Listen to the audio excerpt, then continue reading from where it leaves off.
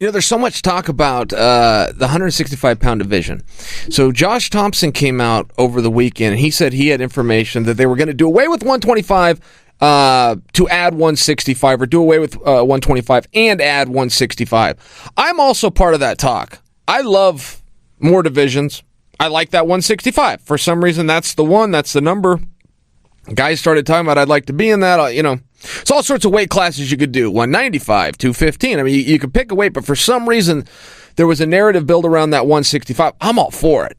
Add the more that you want. Do it any which way. I just don't know that they go in conjunction. What I'm saying is this. Who's going to know if they're doing a 165-pound division? Dana White. And Dana says, we're not going to do it. Well, it seems to me like that case is closed.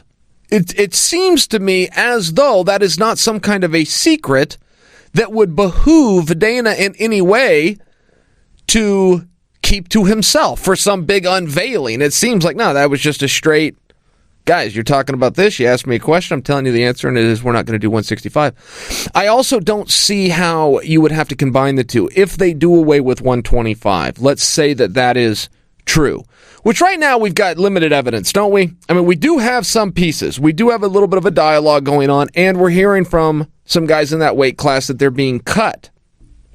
The other side of the coin is that title's about to be defended at the first of the year, right? Cejudo and Dillashaw are going to get together in January for that belt. So it's very hard, in my estimation, to fully form your opinion on what's going to happen to a division as far as it being at its demise when you've already got a mega fight, an absolute super fight, champion versus champion, a rarity in the history of the entire sport, a rarity. And you got it on the books, and you got it at that weight class. So I think the writing probably is on the wall there. I think maybe I'm being a little bit optimistic. I want to see that division stick around. I think that there's some opportunity there, and I think they got a really good group of guys. But I think some of that is compassion in me talking. I don't actually know the business, and neither do you. None of us do. We don't actually know the numbers in the books. So maybe it is an idea that ran its course. Let's see. I will just offer to you that I don't believe whatever happens with 125 then ties in 165 or 195 or 215 or any other weight class. You could do away with a weight class. You don't have to add another weight class. That was the premise that I would push back on. But if I had my way, I like that. Move 170 to 175, 165, got a ton of guys. But it just creates opportunities. Aside from the immediate effect, we'd see some real immediate effects right there. Right? You'd see some absolute hammers.